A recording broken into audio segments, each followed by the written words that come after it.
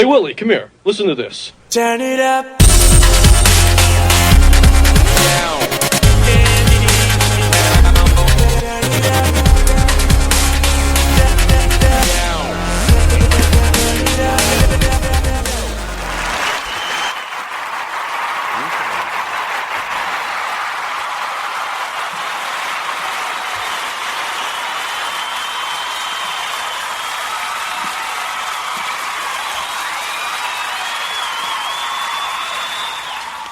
Welcome, ladies and gentlemen, to 3NN Podcast. Now with more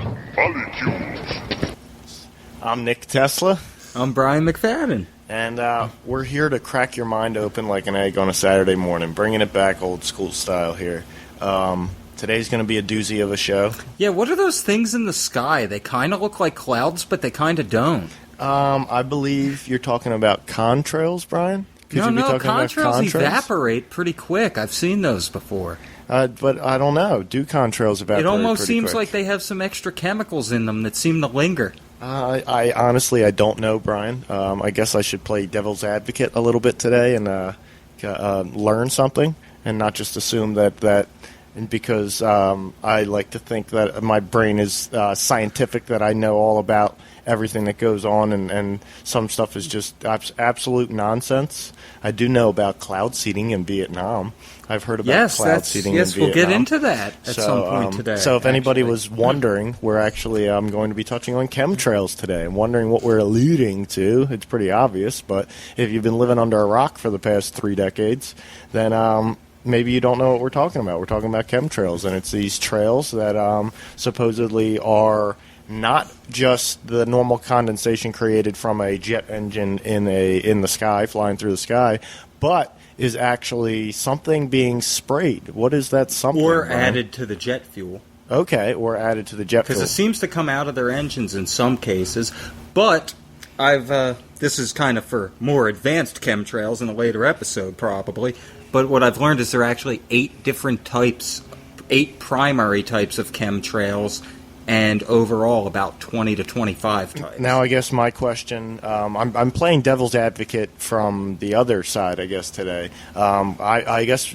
we should both state personally, to begin with, what our personal beliefs are on chemtrails before we just start diving into all the information. People are just like, what nonsense, these people believe in chemtrails. Or, what nonsense, these guys don't believe in chemtrails with all the evidence that they're even pointing to themselves. They don't. So, what's your stance on chemtrails, Brian? I'm going to have to go with yes, they are legitimately doing it. That's a bad answer. That's a bad answer, Brian. That's a yes answer to a non-yes or no question. I guess the better way to form that question, there's no bad questions. There's no stupid questions, only stupid answers. Anyway, but the best way I think I should form that statement or that question is, what is your history? What is your history with believing in chemtrails and seeing chemtrails? Because there's a lot of people who say, when I first heard of them, but I've noticed the skies over the years in past, more recent years, getting more and more strange with these weird, quote, contrails that seem to linger there and linger and linger. And me and our third co-host, Rich, who couldn't be here today, he would attest that anytime we work in the Trenton area, me and him work outdoors, anytime we're in the Trenton area and they're spraying the sky with these lingering contrails, we get massive migraine headaches. Really? Feel exhausted. It's Now, have either one of you, I wish Rich was here today, you knucklehead. I don't know why you're not here for such an important show. If Rich was here today, I think I would ask both of you, and I'm hoping you can answer somewhat for Rich. I know you can't answer fully for him. But the evidence I found over time led me to actually become more of a believer. Okay, that's a much better answer than yes, I'll tell you that much. Basically what I want to ask is, do either of you have even a slight belief in that you may be creating an opposite placebo effect? that you may be creating your mind is almost creating that, almost how like a lot of people believe like you create your own sickness, like when you get a cold or something like a mitochondria. that, you can like kind of fight it off. You can fight off a sickness because you can tell yourself you're not getting sick, and if you truly believe that, you're actually not going to get sick. So in the kind of reverse or the opposite of that, no, I never thought of that. I wonder if Rich has thought of that. I'm not saying that's what's happening whatsoever. I'm not saying that's what I think is happening, but I want to. Well, my buddy Eric M. from the Underground World News Network, he recently moved from Philly to Trenton temporarily. Okay. He's going to be moving here, actually, in the near future. Oh, cool. But Good for him. Not. You don't want to move here. Run, Eric, run. No. He's trying to get out of the city and shit. I'm trying to get out of Riverside, but anyway, to each their own, right? Well, he says, aside from the fluoride levels in Trenton, he's been getting mad headaches, and he's having all kinds of weird signal reception issues up there. His phone's fucking up, everything's... So it's like Trenton seems to be like the new St. Louis experiment, you know? Okay. Where it's just mass testing all kinds of crazy shit on the people. Yeah, it's totally possible, All right, my belief, okay, because my belief is a little more, I guess, convoluted, if that is the right word to use there. My belief basically is when I first woke up to the corruption and woke up to the nonsense that it goes on in this world, just waking up. I guess everybody knows what I mean when I say waking up, anybody that would be listening to this show. Yeah, sheeple wouldn't listen to us for very long. Yeah, no. But when I woke up to how the world really works, I guess that's the best way That's to a put good it. way to put it. I woke up to that. Basically, I came across a shitload of YouTube videos. Come on, like I was... Haven't we all, ladies and gentlemen? I was yes. bored with regular life and bored with what everybody else thinks is fun to do, and I enjoyed sitting and watching YouTube videos for a few hours on end every few days, right? And some of the YouTube videos that I would come across, like I learned a lot, but some of them that I would come across would mention chemtrails, and some of them even touched on chemtrails for 5 or 10 minutes. But when I first woke up, I was fully under the belief, well, everything's upside down. Everything. Our political system, like police are killing people. Like there's something is not right. There's so much hidden from the people. Like it's almost clear and obvious that chemtrails are being done to people. Here's the problem. People, like a certain guy we know with a 4-letter name beginning with an R, ending with a Y. Okay. Had another O and an R thrown in there. I don't even know who you're talking about. Right? Yeah. No, I don't. I don't. You're saying too much shit at once. It's hard for my brain to put together. That's how it's supposed to be. That is good. I'll know when I listen. Well, they'll back. sit there and say, "Well, I don't see any documents saying chemtrails." Well, because geoengineering, albedo modification, these are the phrases you need to look for. Geoengineering, that word in and of itself should raise a flag in your head. See, geoengineering. That is where I went from I basically had a belief. I took a belief from other people online, basically showing videos of what looked like chemicals lingering in the sky. Not chemicals, they look like clouds lingering in the sky. But they were not. They don't look like clouds. They look like dryer sheets. Regular shaped clouds. They were long streams of clouds, and it didn't seem normal. Something seemed a little off about it, and I just took them at their word for it, and took these videos at their word for it that it was chemtrails were real, and that's what I was. That's what these people were filming, and that's when I would go outside. I would sometimes see chemtrails in the sky. And if you look on the Were We Lied To page, some of the earliest videos, some of the first videos that were ever on Were We Lied To page or Were We Lied To channel, some of the first videos are chemtrails over Delaware. So I was a full believer that chemtrails were a real thing and that they were spraying us. I wasn't sure. At the time, I wasn't sure what they were spraying us with or what the purpose of doing it really was, but I was sure that it was being done. My belief, to make a long story short, my belief has transitioned to this day. I still believe that chemtrails are being perpetrated on the public, but my former belief of believing that almost every cloud that looked like it could be a chemtrail or every contrail that looked like it could be a chemtrail is a chemtrail, my belief of that has severely fallen off. Whereas I believe chemtrails may be done on the public. Then I think there's actually evidence. I think Brian's going to share some of that with us. Yeah, let me redefine my belief a little tighter more here. detailed. Okay. Okay. I believe that some chemtrails are being used as experiments or, direct effect on the people.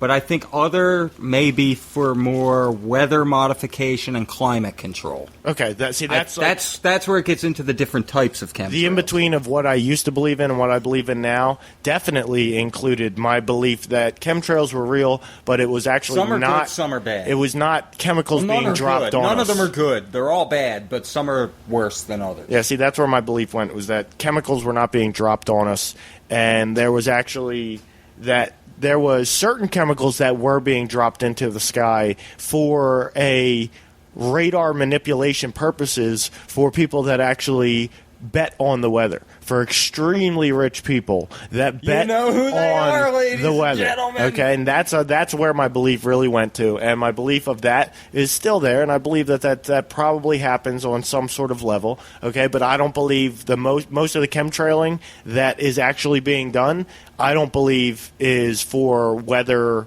betting purposes. I believe there may actually be a much more sinister purpose. I don't think it's for betting purposes. But the amount of chemtrails that are claimed out there, this can sum it up almost fully right here. The amount of chemtrails that are being claimed that people see in the sky every single day, I think literally less than 1% of what people claim to see and claim to call chemtrails, I think less than 1% of that is actual real chemtrails. I believe chemtrails are dropped much higher up in the atmosphere to a point where it's harder for us to even distinguish them, and hence why.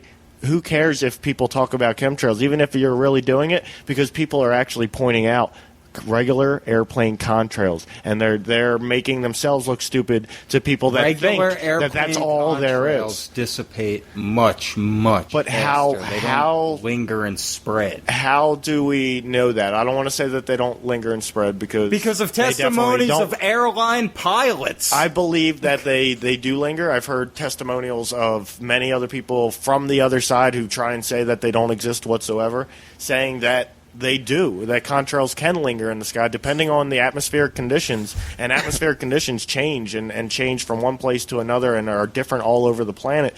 But depending on atmospheric conditions, contrails can linger in the sky, and the argument has been made if there were actual chemicals or there are actual barium or aluminum or something like that being put into these, that you wouldn't see them linger in the sky. You would see those chemicals fall because they're heavy metals, and those chemicals you would see falling down. Would you see you would not see it linger for an hour straight. You would say this is the argument they're making. I'm not sitting here making this argument myself. I'm saying that's the argument that they've made, is that these metals, they fall from the sky. My argument here, okay, is I'm not smart enough, and I think there's probably 90%, I'm not going to say 99%, but I think 90% of the people out there that believe in chemtrails, not 90% of the people that are creating chemtrail awareness videos or anything like that, but 90% of the people that believe in chemtrails have no scientific knowledge or don't have nearly enough scientific knowledge to really be making any statements, and they're seesaying, or they're just repeating what they've heard other people say.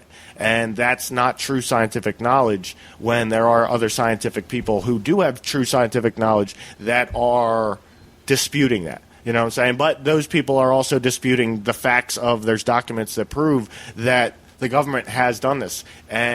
But my thing is, are there documents that prove that they are continuing to do this on a regular basis? And if so, how come nobody's tried to stop them, like people have tried to go to Area 51 and get inside Area 51? How come there's no videos of people going to where they know chemtrails are being done and trying to break in or trying to get in and expose this shit? People have tried, and we'll get to know one of those people in a little bit. All right. Well, Brian, you've been looking like you've got a snake up your ass ready to prowl. So I want to know, what is this snake all worked up about? First, like you said, there are documents, and one that we've referenced many times on this show but never actually really went in depth on is a document called Silent Weapons for Quiet Wars. Which, before you get into, we have to state objectively that Silent Weapons for Quiet Wars, there is no, I don't say verifiable proof, because that just sounds like I'm trying to discredit it, which I'm not. Silent Weapons for Quiet Wars, we still do not know exactly what the source of Silent Weapons for Quiet Wars is. A copy in 1960. What we know is a copy found in 1969 was in the possession of naval intelligence. That's what we know. Okay. See, I thought he found it, or it was found. And the in actual a copy title, no, that was Northwoods. Okay. That was Operation Northwoods. Okay. No, Silent Weapons for Quiet Wars. The actual title is Top Secret Silent Weapons for Quiet Wars, an Introductory Programming Manual, Operations Research Technical Manual, TM-SW7905.1. Whoa, too many letters, too many numbers. So if you want to look it up, just play that back in slow motion. All right. An Introductory Programming Manual, Operations Research Technical Manual, TM-SW7905.1. And I'm assuming that's probably an official document number for. And it's dated May 1979, number 74-1120. Okay. So now, Brian, I guess before you get into that, I want to know how or why a document, because you're obviously not going to be able to read the entire Silent Weapons for Quiet Wars. No. But how or why does this pertain to chemtrails? How or why does this tie in to chemtrails? Because I think chemtrails, some of them, qualify as a silent weapon. Okay. See, chemtrails, I think Simply chemtrails is another one of those topics where, and especially going into 2017, it's going to be a lot of work on our behalf. Chemtrails is another one of those topics where it almost has to be like reclassified as far as the nonsense that there's actually people out there that are just like filming passenger planes passing by. And yes, there may be a lingering contrail, but it may only linger for 5 minutes. But they're sitting there filming it and saying, well, this thing's been up there for an hour at least, and yada yada. And they don't really know what they're talking about. There's two different sets of actual chemtrail research and chemtrail. Like, there's people who are just filming videos, going outside, filming videos with their regular home movie camera, and going and putting it up on YouTube and saying that they filmed a chemtrail video, kind of like what I originally did, and I wasn't really like informed enough to really be making it. But then there's other people like yourself who are actually researching this and finding real evidence of it. Well, let me Let me just give you an idea of what your government was thinking in May of 1979. In Silent Weapons for Quiet Wars, there's a section titled Security. It is patently impossible to discuss social engineering or the automation of society, i.e. the engineering of social automation systems, parentheses silent weapons, on a national or worldwide scale without implying extensive objectives of social control and destruction of human life, i.e. slavery and genocide. Yes. That makes me scratch my head, like, why the fuck are they even... See, but another thing that I've also found, and that I've found, and this is playing devil's advocate from the other side, is how come we don't have a mass epidemic of some... Or could something like, I'm sitting here saying this, but then all of a sudden something like, of course being me, something that's hard to play devil's advocate because you know about something like Morgellons disease, where there's really no verifiable or no good explanation for where something like Morgellons disease comes from. Well, let's continue here. Such please. a writing must be secured from public scrutiny, otherwise it might be recognized as a technically formal declaration of domestic war. Furthermore, which we have recognized whenever any person or group of persons in a position of great power and without full knowledge of consent of the public uses such knowledge and methodology for economic conquest, it must be understood that a state of domestic warfare exists between said person or group of persons and the public. So they're admitting in this document that, hey, if we do this, this is basically us declaring war on the public. The solution of today's problems requires an approach which is ruthlessly candid with no agonizing over religious, moral, or cultural values. You have qualified for this project because of your ability to look at human society with cold objectivity and yet analyze and discuss your observations and conclusions with others of similar intellectual capacity without a loss of discretion or humility. Such virtues are exercised in your own best interest. Do not deviate from them. And that's straight out of the first page of Silent Weapons for Quiet Wars, the manual. And when you hear for something whoever like that manual's being passed on but to. when you hear something like that, it really it makes you believe that something like chemtrails could actually be being perpetrated on the public or on citizens at large. You know. Later in the document, when a silent weapon is applied gradually, the public adjusts/adapts to its presence and learns to tolerate its encroachment on their lives until the pressure, physiological via economic, becomes too great and they crack up. Therefore, the silent weapon is a type of biological warfare. It attacks the vitality, options, and mobility of the individuals of a society by knowing, understanding, manipulating, and attacking their sources of natural and social energy and their physical, mental, and emotional strengths and weaknesses. So this is the stuff that they were talking about doing in 1979. And now here they are possibly dropping chemicals on us. You know. Very possibly. See, I'm not really sure. Quite likely. I'm not really sure. I've watched a video on YouTube before of somebody who basically went to the hospital. It was their recounting of it, but went to the hospital and was being treated for flu-like symptoms. And while being treated for flu-like symptoms, kept on reiterating to the nurses and to the doctors that it was a heavy spray day. It was a heavy spray day. Kept reiterating it. Well, what did the nurses and doctors do? Declare him insane, probably? The nurses and doctors basically had them basically brought in a psychological team to evaluate him and determine whether or not he is mentally stable. And something like that, at the time when I saw that, I fully believed in chemtrails, and I was like, that's like one of the saddest aspects of our society. Yeah. That people know what's going on, and they're becoming sick from it, and they're going to the hospital trying to tell the people at the hospital what's going on, and they're being declared insane because of it.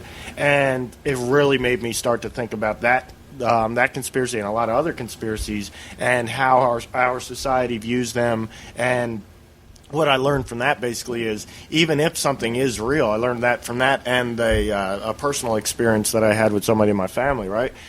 Even if that is real, that's not, you've got to be smart enough to ascertain whether or not the public at large has accepted that or not as being something that is real or even viable. A lot of them don't. Because chemtrails are not something that's been accepted as Exactly. viable. I don't know if you've tried to talk about it with many people, but a lot of people be like, what? You think they can control the weather? Well, I just want to let you guys know. Gorby, no. Get off the charger. I just want to read you a quick little excerpt here. The Weather Modification Operations and Research Board was a proposed agency of the United States government intended to promote research into weather modification. A bill proposing creation of the board was introduced in the U.S. Senate on 2 occasions by Texas Senator Kay Bailey Hutchison, the first on March 4th, 2004, the second March 3rd, 2005. The bill did not become law. In the U.S., the National Oceanic Atmospheric Administration, NOAA, NOAA, regulates weather control projects under authority of Public Law 205 of the 92nd Congress. So, yes, they are doing it. Well, I don't know if that could be... I don't know if I would call that rock-solid evidence that they're doing it. Yes, that they're manipulating weather. Yes, that's rock-solid evidence that they are manipulating weather. But to claim that chemtrails, that's a direct evidence right there that chemtrails are definitely real. No, that's direct evidence that chemtrails could definitely, possibly be real just by that statement or just by that release or that, what do you call it, that information bit right there, that factoid. You know what I'm saying? I do. So, yes, weather manipulation is totally possible, and there would be plenty of like Air Force type people that would tell you that weather manipulation is possible. But Yes, yeah, chemtrails you are mentioned out of this world. earlier Vietnam, right? Yes, The, Vietnam. Like there would be what people that Nick tell was you about referring cloud seeding to. in If Vietnam. anyone wants to look that up, it's called Operation Popeye. Under the U.S. Air Weather Service, Operation Popeye used cloud seeding over the Ho Chi Minh Trail, increasing rainfall an estimated 30% from 1967 and 1968. All right, here's my question for both of us. Right, if you can, and like you said before, you've talked to people and people are not receptive to it. Like, wait, what? What are you talking about? Some are, some aren't. I've talked to more people that are receptive to chemtrails and believe that chemtrails could be real. I've talked to more people that believe that to be real than any other conspiracy, any other single conspiracy. JFK. Nope. I've talked to more people that believe JFK, believe not the official story, but don't believe there's some conspiracy that the government killed fucking JFK. I've talked to plenty more people. Well, then they need to watch next week's show. But those same people will sit there and I'm not saying I've actually talked to the same For people. real, watch next week's show. JFK and Martin Luther King. Going to be a big one. It is going to be a big one. But I've talked to more people that believe in chemtrails, and it kind of like it bugs me out because there's certain forums where if you talk about it, you're literally insane. Yeah. But in other I don't know. forums, Have you if ever you're talking looked about it at the bar? No, have people you are ever more looked at receptive to it. the chemtrail groups on Facebook? I can't follow. There's any of the people chemtrail groups on Facebook. Facebook. there's people in there that take it so seriously, but then when the trolls come in, they are just That's so what I can't vicious that the groups fall apart. Well, there's people that take it so seriously, and even if it is real, I guess I've also come to that conclusion that part of me still believes it's real. But even if it is real, like, that's something that's so deep, kind of like if the U.S. government is in contact, not like if the U.S. government has made contact, no, is in constant contact with an alien species or an alien race. That's so deep. We're not going to get to the bottom. Yeah. That's like trying to fucking. They'll kill you before they let you find out. That's like trying to dig for treasure, but you dig fucking 5 feet to the side and fucking 50 feet underneath of where it's really supposed to be. It's like you're wasting you'll waste so much energy literally trying to get everybody to believe it, whether or not there is actually verifiable proof. Like, there can be verifiable proof, but people are still going to stick their head in the sand when you start talking about that proof because they personally don't want to admit to themselves that something like that could possibly be real. Well, what do you think it couldn't be real, ladies and gentlemen? CBS News, September 9th, 2015. Declassified documents reveal reality of government-sponsored human experimentation, including the spraying of chemicals from planes over large populations. Lisa Martino-Taylor, a sociologist, reported St. Louis in the 1950s, 60s, and 70s was sprayed with zinc, cadmium, and sulfide radioactive particles. It was kept secret from the public and sprayed from rooftops and station wagons. Yes, and see... And I'm not done. Corpus Christi, Texas in the 1960s. Airplanes used to spray chemicals over large population centers. City officials kept in the dark, and people were told it was simply Cold War tests. It was the Army testing smoke screens. What if it's something they think help us, but they can't tell us because it's so obviously not to help us. It's so obviously to hurt us. But they are doing it under the guise of helping us. Or this is why I'm saying there's different types. Some of them might legitimately be trying to help us in some type of way, but a lot of them are not. Way off the deep end. But, right, there was a town, I believe it was in Mexico, maybe it was Texas, I can't remember where the fuck it was. Maybe it was Ecuador. I don't know, okay? Maybe it was Ecuador. I don't know. All right, there's this town where a red goo or red gloppy type of substance, right, fell from the sky. Actually, no, it wasn't a red. It was somewhere clear, South America. It was a clear, goopy, gloppy substance that almost like resembled human snot. And when they took samples of it, it had slight traces of human DNA in it. Okay?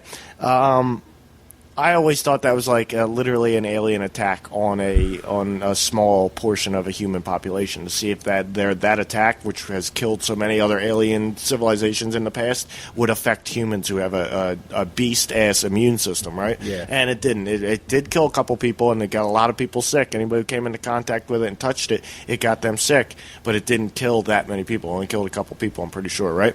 But what if the aliens are in cahoots with our government, okay? Aliens, cahoots with government, okay? And they're telling government, listen, this is our fucking planet, and you have to start manipulating the atmosphere to benefit us. And our government was like, wait, but that's going to hurt our civilians and hurt human beings. And the aliens are like, we don't give a fuck about humans and hurting them, because when we showed up back in 1942 above at Los Angeles, y'all shot at us. So fuck y'all. Y'all are an evil species. Get off this fucking planet, and we'll let you do it in slow motion if you want. And that's why they're chemtrailing us, because it's the aliens that told fucking the government to do it. Now, some of it is a climate control issue, because they realize the climate is fucked up because of all the crap that we've spewed into the atmosphere. But okay, real quick, rapid fire. Rapid fire, Brian. UK Department of Environment, Food and Rural Affairs, www.decc.gov.uk,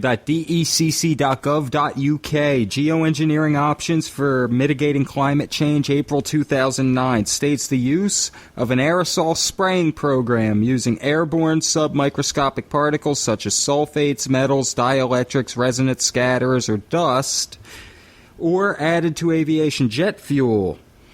That might be a good idea to help fix the climate. Anyone interested in reading that? Specifically, look at page 10, section 4I.B, stratospheric aerosols, and page 23, other considerations. Hey, as long as they're not using CFCs, I think we're good.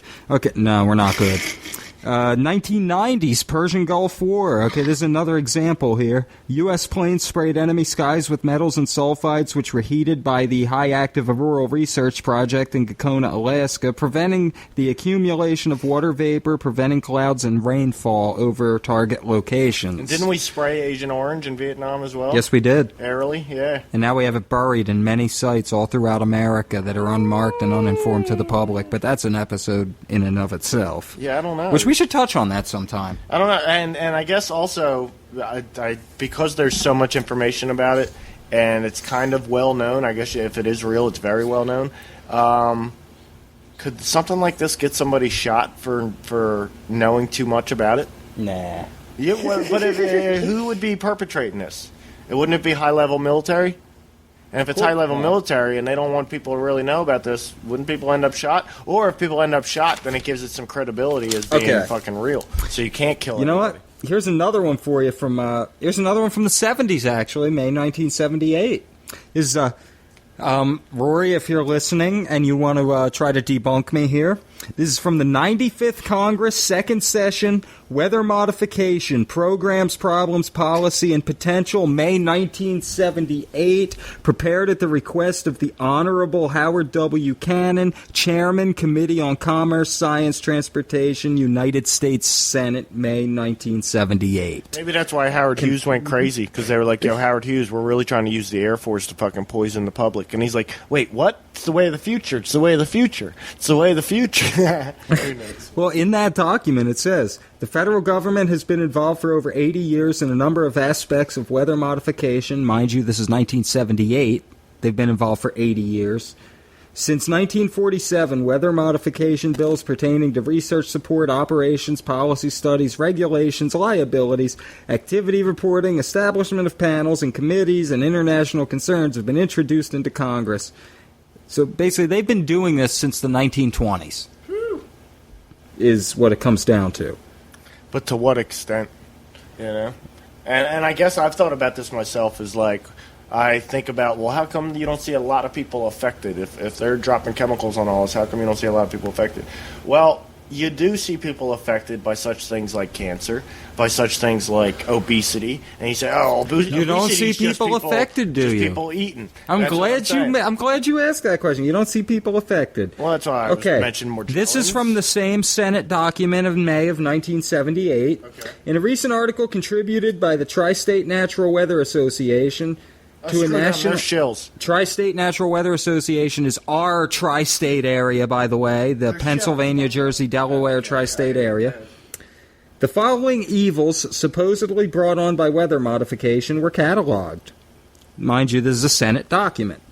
1. Cloud seeding has been responsible for the Great 5-Year Drought in the Northeast United States. 2. Isolated sections of the Northeast have experienced 18 years of drought due to cloud seeding. 3. Weather disturbances in the South Atlantic have been estimated and has reduced the East Coast rainfall by 30%, the rain that is needed if agriculture is to be successful.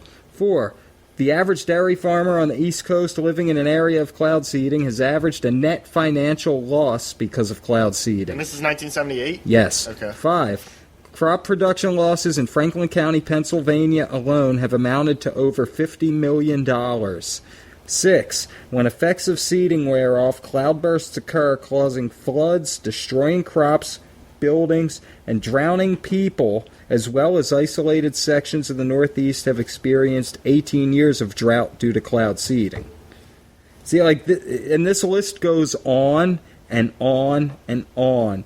Seeding is responsible for the serious air pollution problem. Mental retardation and insanity are traceable to cloud seeding chemicals. So, hold on. I'm getting ready to ask you this question, Brian. Poisoning of all living matter is directly related to cloud seeding. Emphysema, cancer, variantly out of proportion. That's what I'm saying, exactly. So those things could be, of course, they can be attributed to your natural causes that you think, not natural, but your processed foods and your smoking and your drinking and shit like that. Or those things in combination with chemtrails can lead to a higher percentage of your population passing away early or sooner than later. And that comes down to what's in the chemtrails. But also think about our United States as a corporation episode where, we could all be collateral in a warehouse. And if that's the case, then you know what? You don't need old people around. All they could do is, bring down a system. They need a Social Security check, all that shit. Let's try and just get them killed young. Let's just try and take them out young. And I really personally believe, and this is kind of my evolving belief right here, right now on this show, is our addiction to things like McDonald's, to going to the bar, you know what I'm saying? At the bars, I'm so sickened by new bars that pop up all over the place. Why does it sicken me? I don't know. But our addictions to the such nonsense of this world, I think really comes from what's being dropped on us. It's something that has to do with our pineal gland calcifying that shit. And I know I sound like a new age hippy dippy. I'll tell you a story. You're playing devil's advocate as the skeptic today, right? I'm trying. Okay. Brian. Well, have you heard of Kristen Megan? I've heard the name. Okay, her full name, I guess we can put it out there for this, is Kristen Megan Edwards. Oh, okay. Isn't she a former... But she goes by Kristen Megan. She's a former military chick, right? Yes. Okay. Anyone who's... I don't know if I can believe her, though. If you go to her YouTube channel, and if you doubt that she was military or who she actually says she is, go to her YouTube channel and she'll show you video document of her going through her documents and some of the things she's trained in, medals she's earned, etc. Okay. Such as hazardous material management, control, pharmacy reference AFI 32-7086, characteristics of hazardous materials, hazardous material requests. So she's definitely... she's legit. She checks out... Legitly learned her shit. She's who she says she is. Okay. She was awarded a commendation for meritorious service. How do we know she's who she says she is, though? That's my biggest concern. With, I believe, the COINTELPRO movement being such a but major I believe thing. this particular... Yes, we're aware of COINTELPRO and Agent Provocateurs and that whole 9 yards, and there are those out there. But anyone who's not familiar with Kristen Especially Megan Edwards, pretty girls. Pretty girls she is are pretty. very often used nice as eyes. agent provocateurs for certain purposes that you need to pull this off. Here's her story to anyone who hasn't really heard of her. Because I ain't questioning her. If you're looking her up, she goes by Kristen Megan, first name, middle name. She was E5, which is a staff sergeant in the U.S. Air Force. Okay. Enlisted in 2002, worked in bioenvironmental engineering. Okay, she tracked all aspects of military actions and effects on the environment, monitored safety and preventative health. Looked at any time someone ordered a chemical, her company would approve or disapprove the order division, based on Air Force Form 3952, approval of hazardous chemicals. They had to know what it was being used for, where it's coming from, where it's going to, how much is when being did used. she retire? When did she? Oh, that's further down, but we'll get to that. All right. Okay. Some of her friends and whatnot were talking about chemtrails, and she's like, what the hell are you talking about, chemtrails? Okay. So she looks it up on the internet, and she's like, wait a second. This is kind of what I'm involved in. What the hell? I would know about this. This is bullshit. I'm going to prove this wrong. So she's trying to prove it wrong by going through her base's 3952 forms. And what she found was tons and tons and tons, this is a direct quote, tons and tons of large quantities of aluminum, barium, and strontium in the form of oxides and sulfates being ordered onto base. 90% more than they needed for the jobs being listed. And her company was accountable for what, why, and how they were being used and tracking them from cradle to grave, basically. They could not account for these large amounts, and the MSDS forms had no manufacturer name and were very vague on any data whatsoever. Which they're allowed to be. No, those things, that's a legal document that has to at least have a vendor name. MSDS. You have to have a vendor name.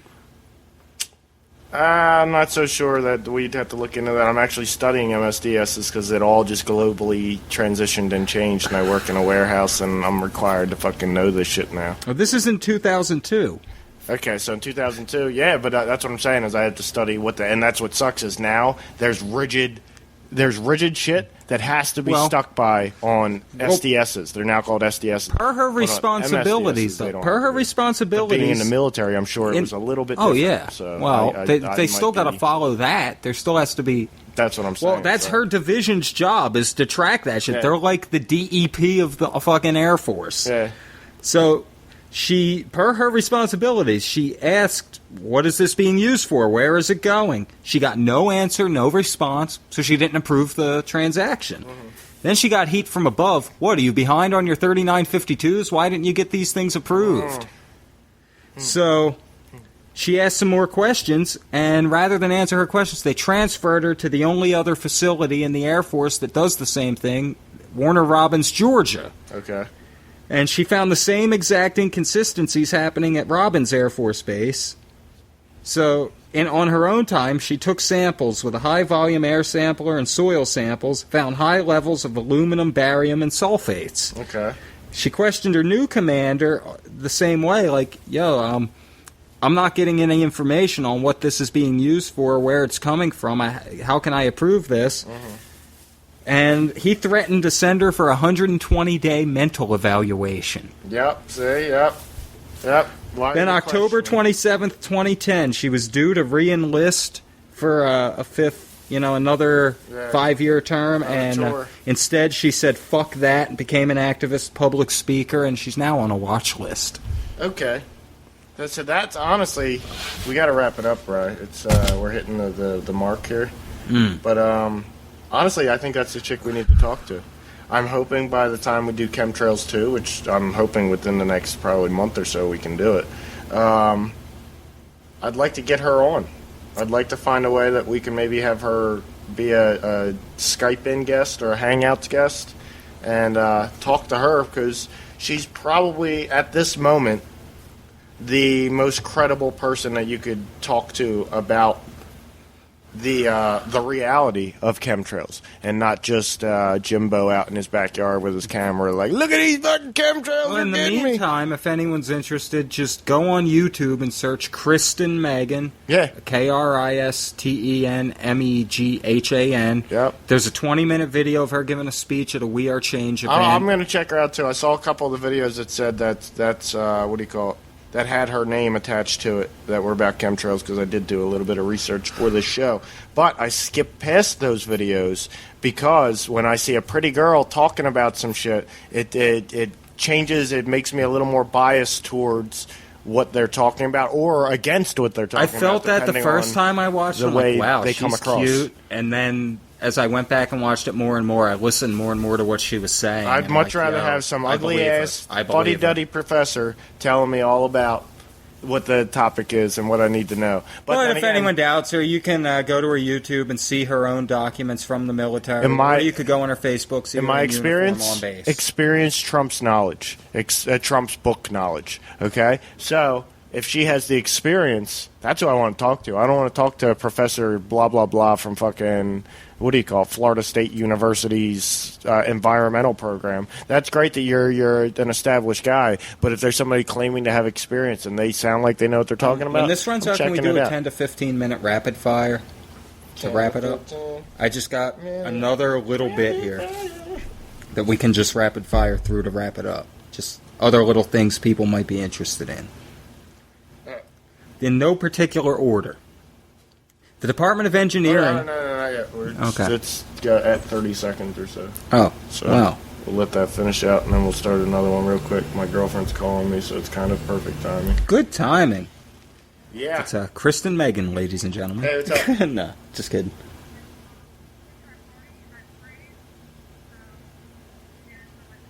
Okay, I'm here. Yeah. I got the cat's food. Blurb. I got the cat's food. Mimsy. Yeah. There's a cute little kitty up here. I'm doing my show right now. So I'm doing the show right now. You're on the air. Today's 3NN has been brought to you by NASA. This is the best we can do. Well, yeah, that's some crazy stuff, bro. The whole thing is crazy, and I guess the main thing I wanted to ask you, Brian, before you, I know you wanted to get to kind of go rapid fire and kind of, I guess, attempt to blow people's heads. Yeah, attempt to blow people's minds open with some of this information. I really see a lot of eyeballs popping out of socket after this shit you drop on them. A lot of eardrum popping. Anyway, here's my main question for you, Brian. Are we insane for even entertaining this idea? Negative.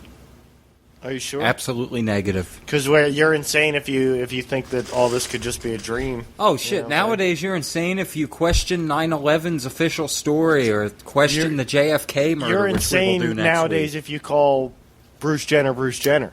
You know what I'm saying? Yeah, right. So I guess we are insane. You're insane if you don't want a boy in the girls' room when you're in elementary school. Yeah. Now, that says something about today's society, if you ask me. Yeah. Well, yeah, I haven't developed my opinion on that yet, on the whole, what do you call it? I know social justice warriors need to chill the fuck out, but... you know what? I don't identify myself as a male. I don't think I should have to use a men's room. I identify as a horny, perverted motherfucker. I'm like, I think her name's Megan Southern. I can't remember her real name. She's from the Rebel.Inc. or Rebel Inc. or whatever the hell it's called. Pretty cool shit. What do you call it? This chick, she represents herself, or she feels that she's a helicopter, a Black Hawk helicopter. And you know what? I'm with her. I'm a Black Hawk helicopter myself. I'm a dinosaur. I identify as a Black Hawk helicopter. But I'm not that happy. Nobody's going to tell me that I'm not one of those Land Before Time dinosaurs. I'm a velociraptor. And you know what? When time comes, I'm going to start demanding parking space for a Black Hawk helicopter.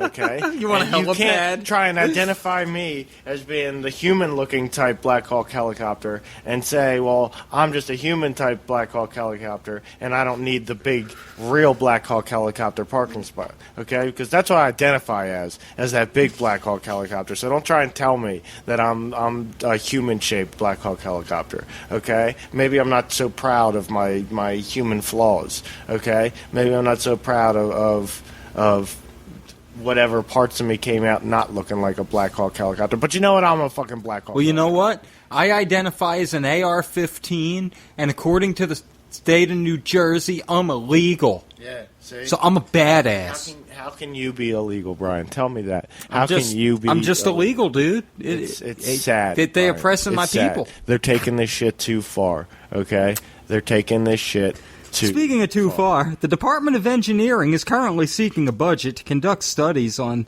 the long-term effects of climate engineering. Oh. Rapid fire. You can also, it's also referred to albedo modification, which is a two-part process. The removal of CO2 from the atmosphere and the spraying of blankets to reflect the sunlight from the Earth. That's to prevent global warming, quote-unquote. That's one of the excuses they give. I was going to bring that up, but okay, go ahead. What were you going to say? I was just going to say, is it possible that that there's people in high levels of government who believe that global warming Yes, it's possible. Yes. is not real, is not real, and they're trying to actually create it. And the whole global warming hoax. Al Gore? The whole global warming mean Al hoax. Gore? Look, You Al talking Gore Al was the Gore? cheerleader for a little while, but they've backed off of him because they realize he's just going to delegitimize whatever the movement. You know what I'm saying? Going to then basically take credit away from it, or so Discredit it. Discredit. Thank you, Brian.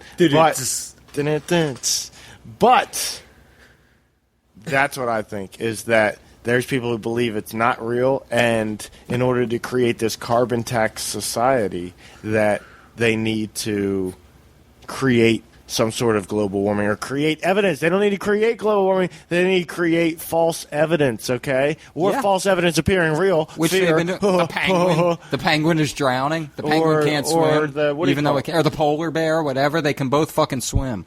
Yeah. Well, no, it's sad. Honestly, it is sad to see a polar bear swimming out in the ocean for miles on end without ice in front of them looking for... The ice is there! You know, that's sad, but exactly, that's just a polar bear that got his ass lost. Right? It's not a polar bear that's like, I used to live here. Where is my ice? And it's like, even if that is where his ice used to be, okay? There's ice a mile to his right. He's just not looking for the ice. He's looking for seals, dumbasses, okay? All right, so... Go ahead, Brian. All right, 1964, NASA and the Virginia Academy of Sciences used the term chemical trail to describe the release of metals into the atmosphere from an altitude of about 89 to 113 kilometers. Wow, NASA. Tell you what, they're in on it. It's them. The NASA is probably just that. NASA is like the head above the water of the alligator, which you can't really see the rest of its body, but they're the head above the water of the dark shadow government. I'm sure they are. Alligator. That's or what is they it the are. Air Force?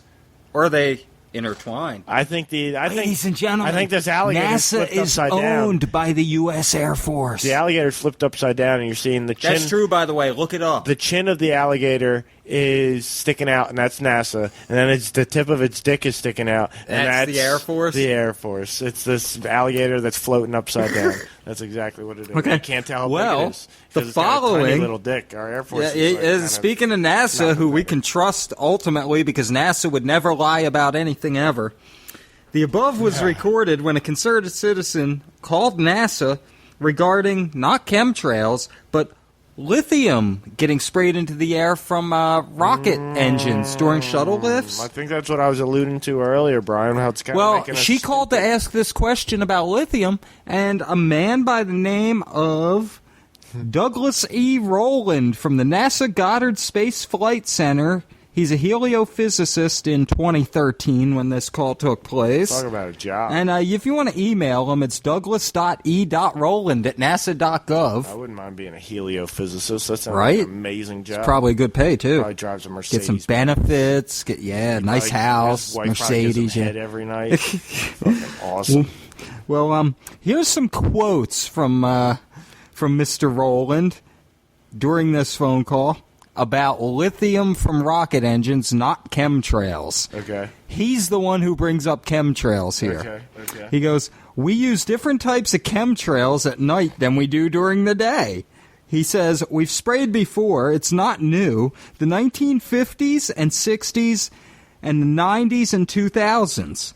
We communicate what we're doing to the public. We make sure everyone knows what we're doing. We are a civilian space agency and dedicated to science and research. So we're very open and transparent and make sure the taxpayers know what we're doing. Oh, because all those press releases and all that shit you hear about everybody talking about in the community town hall events to talk about the spraying that they're going to be doing. Of course, all that right? they do.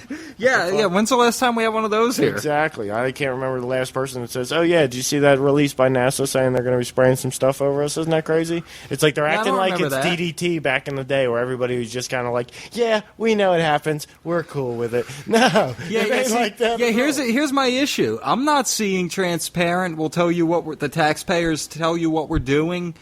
No, I'm seeing NASA that hides camera footage of UFOs and tells their astronauts, "Shut up or we'll kill you." Yeah. What the fuck? They're as transparent as Obama. Yeah, oh, that's fucked up. What is that, a race joke? No.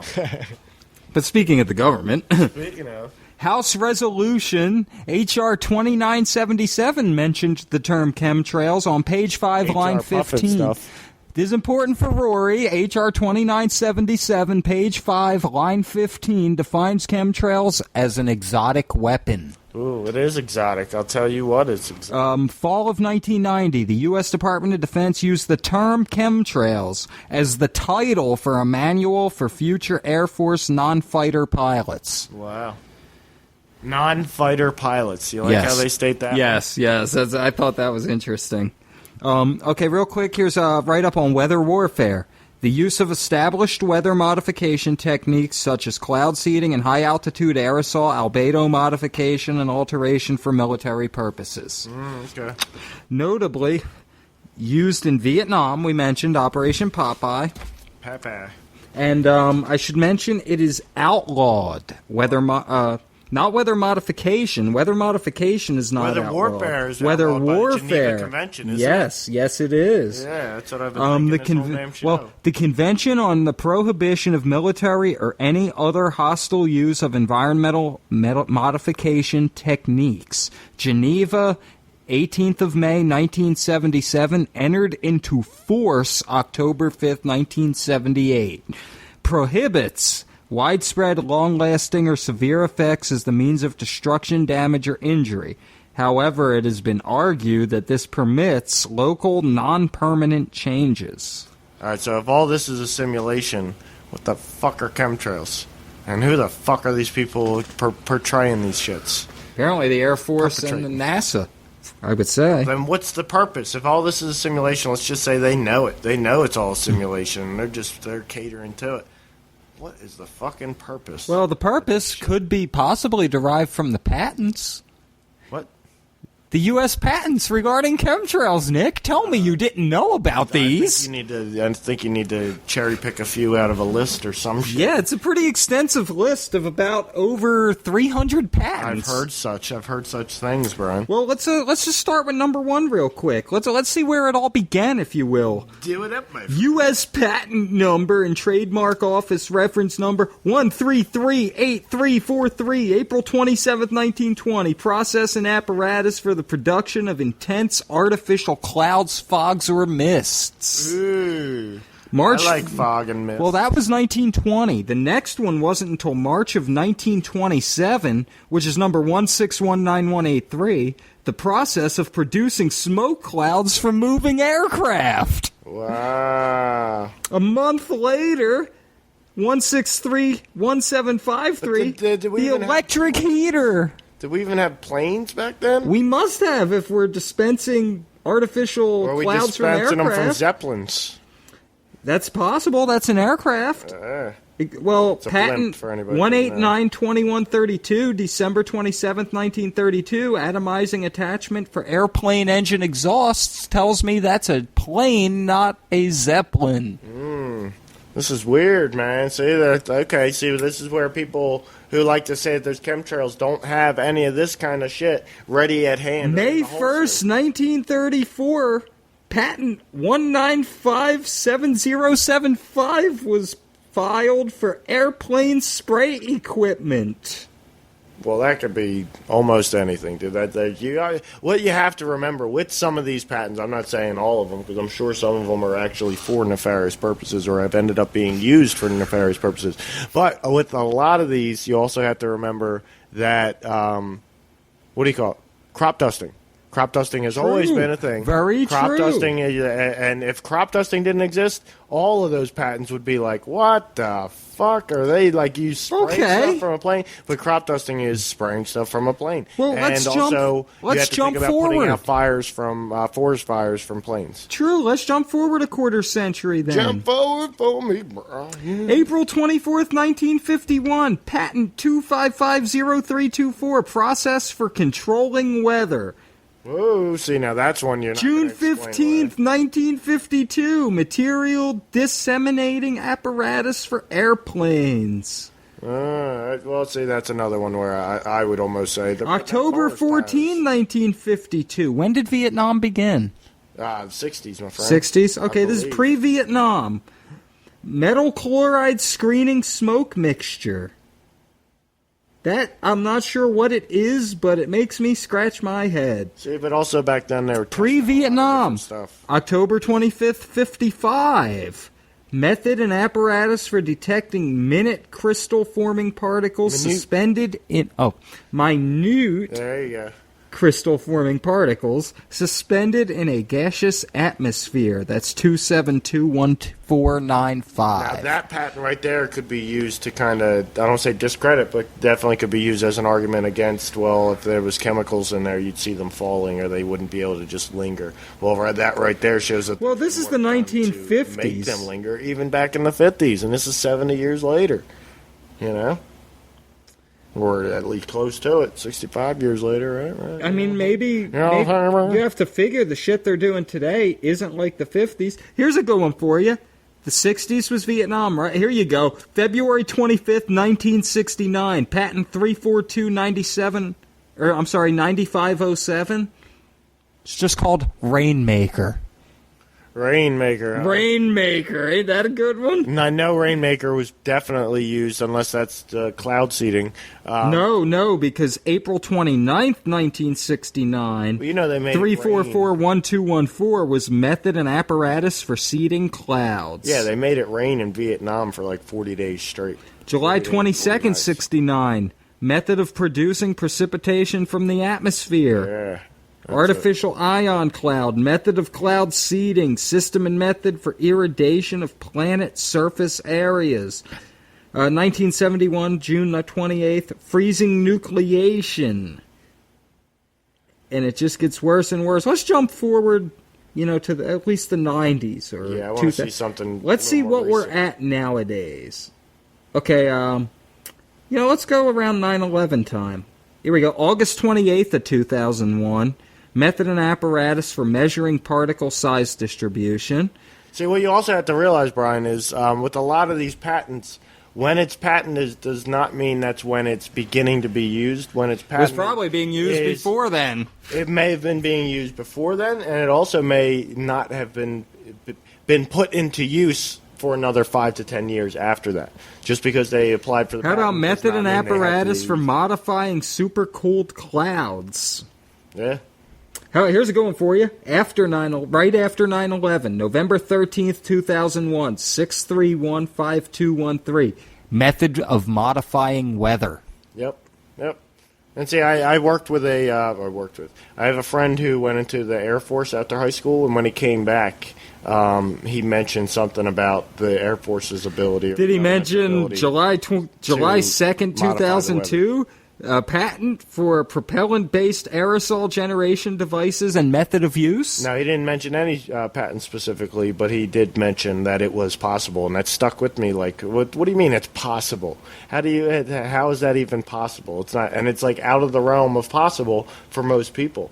But people got to kind of step out of that realm of not being possible. You know what I'm saying? Especially if it's something you don't quite understand. Here's a good one for you. I love this. Patent number 6569393.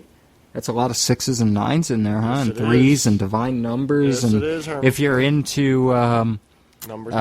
numerology and number theory, you can tear that one apart. 6569393. May 27th, 2003. Method and device for cleaning the atmosphere. Interesting.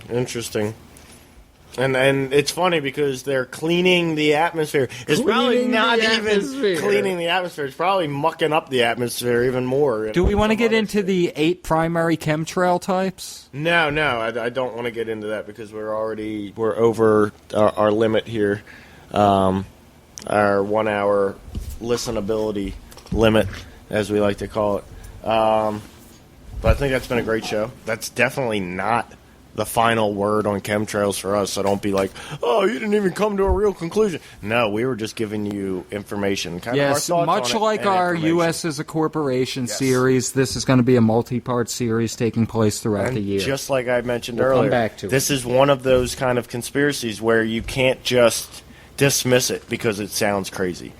Especially when there's we hope some of you appreciate all the sources that were cited. That's exactly what I'm talking about. There's a lot of conspiracies where there's no real sources. There's no real shit behind it. But when we start quoting NASA, the Department of Defense, whistleblowers, people who were intimately involved. I guess maybe on the next show, what we can try and do a little bit is just when you go outside, look up at the clouds and ask yourself, are these real clouds, or what am I looking at? Don't waste your time. If you want to take Brian's advice, go ahead and do it. You'll actually probably enjoy it because it's been beautiful outside.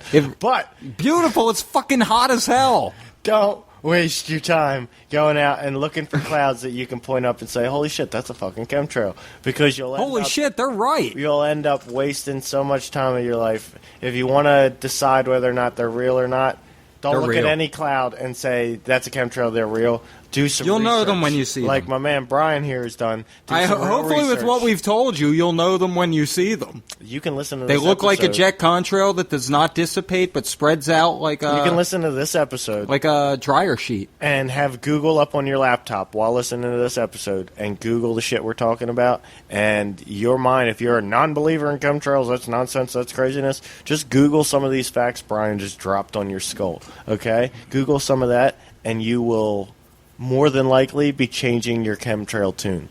You may agree with me. You may wish to read the entirety. And look at the stuff. Yes, you may if you're a doubter, Behold a Pale Horse. No, not Behold a Pale Horse, but Silent Weapons for Quiet Wars. We're going to do a full. We're coming up in about a month doing a full episode on Behold a Pale Horse, and we'll talk to you a lot more about that book then. But it includes Silent Weapons for Quiet Wars, which we quoted to you.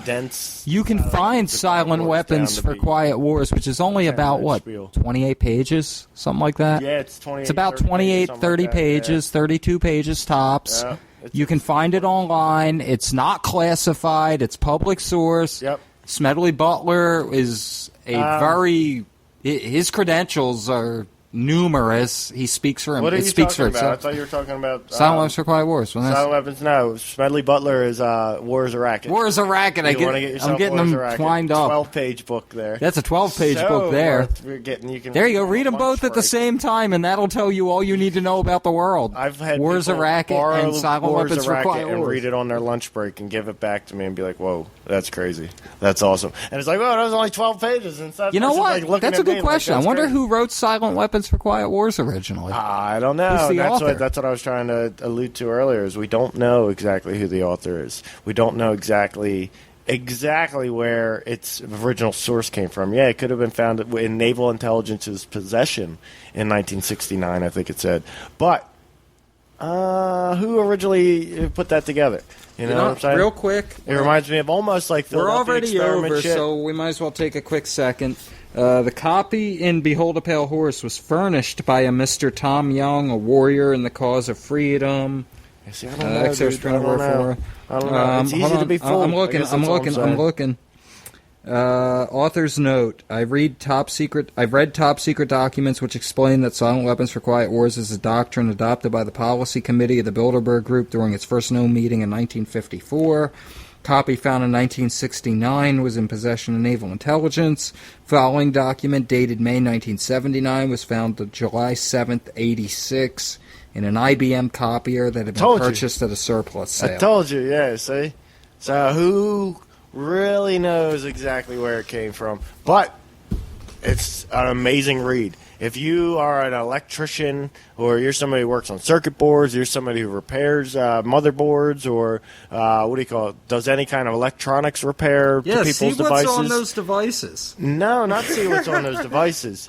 If you read Silent Weapons for Quiet Wars, and you already have a brain that is inclined towards how a circuit board works and how electronics work and how a signal is sent through a circuit board and through a motherboard and things like that, if you are already inclined to understand all that, if you read Silent Weapons for Quiet Wars, you may really understand how the world works. You know what I'm saying? How the world has... And war is a racket. How the political system, I guess, has been kind of set up in like how we have the welfare state today, and how we have the drug war that just want to watch TV, drug war, like all these different aspects, how they all tie into the war on each other. Terror. That's what I was mad about myself. I'm reading Silent Weapons for Quiet Wars, and I'm like, fuck, if I like really understood electronics and how like ins and outs work, you know what I'm saying? Like, I would really be able Well, to that's what's great about Silent Weapons for Quiet Wars. There's several pages devoted to inputs, outputs, and expected reactions. That's what I'm saying, and it's like we have been treated like we're a machine. Society and civilization has been treated as though it is a machine, and it can be predicted. Its behaviors can be predicted, and it's like, holy fuck, it's kind of... Like the table of strategies, like there's a section which lists... do this to get this, you know, the old if-then equation. Yep. To keep the public ignorant, less public organization. Exactly. To maintain access to control points for feedback, required reaction to outputs, prices, sales. And when you think about the internet, this is all pre-internet. To create preoccupation, lower defenses. There you go. To attack the family unit, control the education of the young. And what do? Control the education of the young. Which they do. For a long time. All right, Brian, we got to wrap it up. You're right, though. You're right. That's like... It's all out of Silent Weapons for Quiet Wars. It's you and like you want to tell some black activists about it, but I don't think that's where they would go to for their information. But it's like you think about like black people have talked. Yeah, about, they wouldn't go to a we've Bell. Been oppressed, motherfucker. They would not go to a Bill oppressed. Cooper It's book like, about a pale horse. But that document right there can explain their oppression, and it's like really could. If they really like took the time to read that document and fully understand it, they may be actually able to create their own document to combat it and combat the shit on a whole nother level. But they're not going to read it, and I'm not saying they as far as black people in general. I'm just saying check the shit out. You know what I'm saying? That could really like change the whole dynamic of things, instead of just saying like pointing fingers and saying, well, it's because of this and it's because of this culture and this and that. And it's like, no, maybe there was a plan. Maybe the crazy guys who say, no, there was a plan out to get us. The white man had a plan. Okay, maybe it was a white man had a plan to do this shit to you. Maybe it was a black man had a plan to do this to a whole bunch of other black people. Who knows? But the plan there was a real plan. And depending on what social class and group you fell into, the plan was going to affect you in certain ways. And you can see that in that. And if they could understand that and read that, it could change the whole game of all kinds of activism, because we would really understand what's going on. But people don't want to read that and take that seriously, or it's too confusing. That's what I'm saying. We need like people who have an electronic circuit board type mind to decipher it for us a little bit better. Here's a way for the people that think it's too confusing to look into it. Start with Kristen Megan. Yeah, Listen to what Kristen has to say. Then War's a Racket. Then read War is a Racket. Then Silent Weapons for Quiet Then Wars. 63 documents the government doesn't want you to read. By Jesse Ventura. Great then, man. if you're so inclined, behold a pale horse on a nice, quiet weekend getaway. No, you don't. And if you want, you can go on YouTube and hear audio readings of Behold a Pale Horse by Milton William Cooper for free. There you go. And then it's about 2.5 hours. At least a book of burgers. It takes me, I don't know about you, it takes me more than 2.5 hours to read that book. It takes me usually between 2.5 days to 2.5 weeks to read any book. Okay. I have a different brain that works on a whole nother time frame. So when I start reading a book, I literally I don't feel like I'm reading it like I'm a dummy or like I'm stupid, but I'll read a book like this. Way to totally kill my example, Nick. It'll take me probably a good day or two to get through a chapter of one of these books, because fucking each page takes me 20 minutes to read through.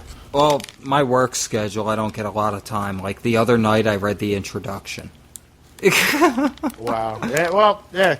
See, it took me probably a good 2 months to get through Silent Weapons for Quiet Wars. Just because especially if something really... I forced myself to go through that last night and today to get ready for this show because I figured there was something in it that would apply to chemtrails. When I am reading something and I get this impression that it's some really, strong, heavy-hitting type shit that I really need to absorb, a lot of times I'll put the book down or I'll put whatever it is that I'm reading down and come back to it another day so I can absorb what I just read and not, read some new groundbreaking shit and kind of, the power that the shit I just read left on me kind of gets a little bit tainted or it gets a little bit, loses a little bit of its power because I've got this new shit that I just read on this next page. Yeah, that's the problem that was with those awesome. kind of books. So I'll put them down. If I feel like I hit, a great... Exactly. I want to I know ride what you that mean. peak. I want to ride that peak. I don't want the next 2 pages sucking. And I'm I put it down and I'm I don't really want to come back to that. What he's describing is when you get a book that gives you so much great information, it jam-packs so much into such a short book that as you're reading through it, you don't have... If you read it all in one sitting, you don't get to fully soak in what you just read before you move on to the next chapter that blows your mind again with something totally fucking different. Yeah. So it's Well, see, I think that's also probably for somebody like me with my ADD brain, that's the best way for me to read so that I can actually remember the shit I'm reading.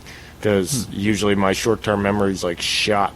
So it's anything I read 5 pages ago is not even in my memory anymore. See, I guess I'm weird with what I'm reading now. when it comes to that shit because preparation for this show, I went a lot off of memory. I didn't do any of my preparation till this morning. I went out, did what I had to do, went home, and I'm sitting there okay. I want to touch on Kristen Megan. I want to touch on this House resolution. I want to touch on this, and this. And I just looked that up, put it all together into my notes, and I'm okay, it took me about 2 hours. Yeah, see, that would take me probably... That's an all-nighter for me right there. That's an all-nighter. Well, part of that's because I've researched it so much over time. I remember the important things that I can go to for an episode like this.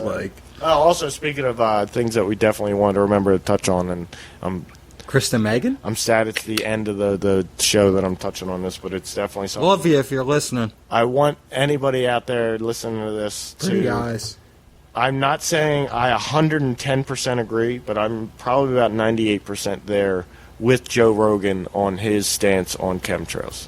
And his stance is not, they don't exist. His stance is almost kind of exactly what I'm saying, just much more detailed as far as what 95% of what people are seeing in the sky are genuinely contrails that have come from a plane that is not spraying anything. That's kind of my... But there is also evidence out there to show that shit has been sprayed on us in the past. Which we've touched on. That it may still be being sprayed on us. And you can rewind and look it up. That is not the shit that everybody claims to be seeing chemtrails out in the sky and look, it's lingering. Contrails, and that's why... That's really where my belief in that comes from. And I've watched a couple other documentaries, but I kind of view those people as shills. I don't view Joe Rogan as a shill. Contrails can linger in the sky. Depending on atmospheric conditions, contrails can linger in the sky. So that's... Not the way because they don't dissipate and look like a dryer sheet, dude. What a contrail That is not a real fucking contrail or a real cloud. What a contrail is, of course it's not a real cloud, but... What a contrail is when a jet engine is literally creating a cloud in the sky behind it. So that is... But if you've ever watched a plane fly over, you see how fast it dissipates. These are not the same. I've seen passenger airlines. Personally, I've seen passenger airlines. I'm not saying I've seen them up close and they're only 500 meters off the ground or some shit. No, they've been... probably fucking getting ready to land at an airport maybe 20 miles away or some shit, okay? Well, based on my personal belief... I've seen contrails from planes that are regular planes being left, and the contrails don't dissipate right away. And I think the main thing I want people to take away is they are real, But don't believe me. Look it up yourself. Try to debunk it. You will find they are real. But some of them are climate-related. Some of them are tests, like the Tuskegee experiments. They will test shit on the people. The Tuskegee experiments! I personally, though, I think people need to understand that every time you see a cloud left by a plane, behind a plane, that is not a chemtrail. There's many people out there in the chemtrail movement who believe that every single contrails don't even exist. No, what people need to realize, here's the thing people need to realize, and there are pictures you can look up. We didn't mention them on this episode because there's no video. You can't see the pictures. But there's pictures you can look up if you want to add them to this later on. Coming soon, video to where we like to. But, dun, dun.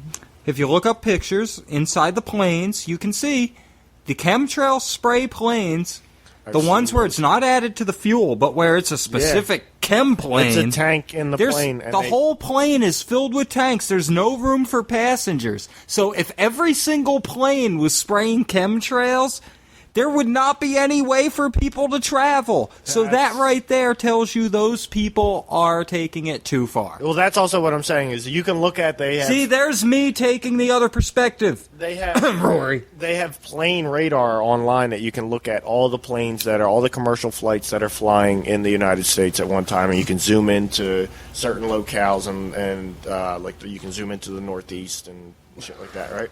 But you come to this realization after looking at that, like, holy shit, all those planes that are flying in the sky, it's like what I'm thinking and I'm seeing, like, at least 2 or 3 times a day, I'm seeing a plane fucking flying and it's leaving a chemtrail. I'm not seeing no fucking chemtrail. I'm seeing a commercial fucking flight. You know what I'm thinking when I look at those? Why does the plane have to go over this to get to this? The Earth must be flat. Oh! I went there! That's almost, I think the two can be tied into each other, and it's like, that's a very scary thing. That's a bad thing because they're... I do not believe in flat Earth, ladies and gentlemen. You know what? I've been called out on this on previous episodes, so I will put it out there. I do not believe in flat Earth. I share Enter the Stars opinion, Casey's opinion. The Earth is a convex shape similar to a convex mirror. If you want to know more in detail, talk to me. Otherwise, I'm going to leave it at that. Talk to me. I don't believe NASA's round Earth, and I don't believe flat Earth. Hollow Earth Nick can Tesla, still... nor were we lied to, endorses any of the fucking statements. Now, when it comes to Hollow Earth, that is still possible with the convex Earth model. So I'm still up in the air on Hollow Earth. And I stand at the understanding that this is all just a simulation, or the Nick Tesla / Truman show. Okay, maybe it is a simulation. In the simulation, what shape is the Earth? In my Nick Tesla Truman show, the shape of the Earth doesn't fucking matter. Okay, well, in your Truman show, what the fuck is the shape of the Earth? We're not on the Earth. We're on a fucking space station that's been out in fucking space for... Okay, then why are they spraying shit in the sky? It's not. It's all just a fucking... What do you call it? It's all literally being displayed on giant fucking monitors in the sky. What is it, South Park, the Earth episode? This is kind of like the Earth episode, but I'm the star, and I'm the only one. And Earth is an intergalactic reality TV show? Yep. The Earth is an intergalactic reality TV show with one person being the star, and y'all are all out to get me. Not out to get me, just out to fucking... Hear this guy? Find out. Y'all hear this guy, and y'all think I'm crazy? You hear this guy? Well, for all I know, this is all just my experience. And that's like where we got to get into a little more philosophy sometimes, because that's the truth. And if this is all just my I think the chemtrails are getting to your friggin' head. If that's the truth, what are chemtrails? If you're fucking just a part of, you're just only exist in my experience, and everything else only exists in my experience. I'm pretty sure I exist in my experience as well. I can't know that for sure, Brian. You can know that for you for sure, but I can't know that for sure. I can't know Rich is real, and I can't know chemtrails are real. So what are chemtrails if all this is just made up in my head, right? And I'm some fucking sentient, being out floating in space. Then all you need to know is there's something that are not natural, that is harmful, that you shouldn't condone. But what could that be a representation of? Could that be a representation of our destruction of our environment? It could be. Destruction of our environment. The problem is there are scientists that warned Now, this is going from the assumption they're not already spraying, of course. They're still trying to, like I mentioned earlier, DOD's currently trying to get a new budget passed. Well, the scientists are warning, well, if you guys start doing this and then you suddenly stop for some reason, there will be a rapid rise in global temperature over land masses in areas you're not spraying. Now, I don't know if you've noticed this, but working outside, I have. What? On days where if they haven't sprayed in at least 48 hours, it gets freaking warm as hell. Yeah. I don't know though. I don't attribute it to chemtrails, but I definitely I didn't used to, but I started paying attention to it, and that's what I started looking at, and that's what it seems. Yeah, hey, there if I notice, hey, they haven't sprayed in a few days, I say, you know what, it's going to be really fucking abnormally warm today, higher than they predict, and usually it is. Today is an example. Maybe, they have not sprayed in a couple of days. They just sprayed again last night, but we're still getting that residual heat. Maybe, Brian. But my belief is that it's not to that extent like that. I think there's something with climate change they're not telling us that they're trying to keep hidden and they're trying to correct on their own, but they don't have the technology to fully do it or the knowledge to fully do it. Or God won't let them fully do it, whatever the case may be. I don't think it has anything to do with climate, whereas I used to really believe it had something to do. I don't think it has anything to do with... Walk outside right now and tell me that. I don't think it has anything to do with climate. I honestly am more on, if it's real, there's actually a... Ladies and gentlemen, for those of you that don't live in the New Jersey area, it was 80-something degrees on Christmas Day. That has never happened. Yeah, I don't know though, Brian. I honestly don't know. Because it's too unpredictable. And I know you're saying it can be a lot more predictable if you pay attention to the... Do you want my spring. personal opinion on that real quick, on the weather? My personal opinion? But go ahead. Okay. I think we screwed up so bad between HAARP and chemtrails and shit in Vietnam and just all the countries, not just us. Everyone who does anything that remotely affects the weather and the climate... We fucked this planet up so damn bad, we don't know how to fix it. What about dropping nukes on our atmosphere? Dropping nukes in the atmosphere? Oh, there's a great idea. Let's do that. Yeah. No, we've done that over and over and over and over and over and over and over. That's our preferred place to test nuclear weapons, is in the atmosphere. Did you know that? I'm amazed that hasn't wiped out the power grid. It was every nuke releases an EMP. It was back in. I don't think we do it much anymore. We probably still do every now and then. But there's a video online that shows all the nuclear detonations and if they've been on ground, if they've been used in war, and where, if they've been tested in the ocean, in the atmosphere. And there's a shitload of nukes that have been tested in the atmosphere. When they were doing nuclear weapons testing or nuclear bomb testing in the 50s and the 60s, they were doing a shitload of it in the atmosphere. So maybe they fucked up the atmosphere, and they're still trying to clean up their mistake from back then. And global warming. And they don't want us to turn against the nuclear weapons, because the nuclear weapons are what they can't admit it's nuclear weapons. Well, that's what gives us our power. No, it's global warming. The people are causing it. Pay Al Gore a fucking carbon tax. I don't know. Honestly, though, Brian, I think we're a little bit insane. We are a little bit insane. You know what I think's insane?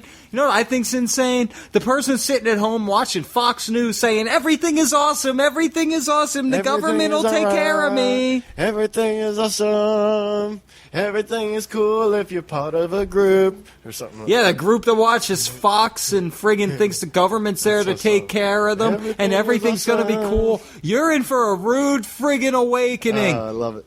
I feel like Alex Jones right now. I'm pissed. We're wrapping up the show on a Brian Alex Jones rant, or a Brian sounding like Alex Jones rant. There we go. You know what the answer to chemtrails is? Stop fucking shit up in the first place. It's on your shirt. 1776 is the answer to chemtrails. 1776. If we fucking tear this shit to the ground, they can't launch no planes to spray shit on us, can they? And it's like, what if we tear shit to the ground? There's still planes spraying shit over us. It's like, wait, there ain't even no airports no more. How the fuck are they doing? It's like, fuck the aircraft carriers. Fuck. We didn't even think about them. Fuck, they got them out while we were destroying everything else. They got the aircraft carriers out into the ocean. Fuck. 1776 is the answer. I guarantee you, Alex Jones will be standing there right then, still recording, saying, "It's okay, ladies and gentlemen. The aircraft carriers are going to run out of spray soon." He's looking more and more like Bill Hicks every day. On that note, I think it's been a great show. It's been a long show, but definitely an informative, opinionated show for sure. We definitely dropped our opinions in there, and I'm happy we did because this is not. Thanks, Rich. This is not an entertaining subject to talk about. This week's 3NM was brought to you by Rich Colazzo. So you know what I find hard to listen to with everybody that talks about chemtrails? They're boring as fuck. They're just talking about this shit like trying to talk about it as scientific as fucking serious as fuck. I told you I didn't listen to any of Kristen Megan shit. Check her out. To these boring old fuddy-duddy I don't mean check her out okay? if she's listening. I'm sorry for that. I mean, check out the videos of her speaking. Dude, it sucked. It sucked listening to all these other boring people. So I'm glad we brought a little bit of levity into it. Okay, I'm sorry for anybody that thinks that we've turned a serious subject into something that shouldn't be laughed at or we're laughing at. I don't know. I don't care. We had fun. I hope we gave great. some people some information. We cited some sources. You can rewind and Got look some more up. sources. Got some more information here for you. Check us out at Facebook.com/Where We Lied To, Facebook.com/3NM Podcast. Make sure you like and share. YouTube.com/Where We Lied To. You got it. WhereWeLiedTo.com will be back up probably within the next month, so I'm getting excited about that. I'm trying to think of how we're going to format that. I'm thinking about having each show. We're going to start doing video again, so maybe having each show like you can on the homepage click and play each latest show's episode, or maybe even playing it live on the website. Who knows, Brian? It's going to be a blast. You can find me on Facebook, Nick Tesla. Find me on Instagram at Real Nick Tesla. Yo. Real Nick Tesla. I like that one. Real Nick Tesla, son. You can find me at Facebook.com/The Real Nick Tesla. Oh. And you can find Brian all over the place. Facebook, Twitter, YouTube. Brian McFadden. So what's next week? JFK, MLK. We got to wrap it up. That's going to be. That's going to be. That's going to be crazy. We may end up with the same fate as them if we really do too good of a job at that show. So don't expect us to really bring our A game to that show. Okay? We might bring our B game. It's also like after my birthday type of shit. See, so here's what I'm thinking. Mode. Might as well. Let me know when this gets irritating, okay? What you do is just. Okay, yeah, the driver shot him. It was a CIA op by reptilian shapeshifters. I shot the sheriff. I did not shoot the deputy. It's irritating almost at once. It's been a great show. We'll see y'all later. Peace. Peace. Turn it up.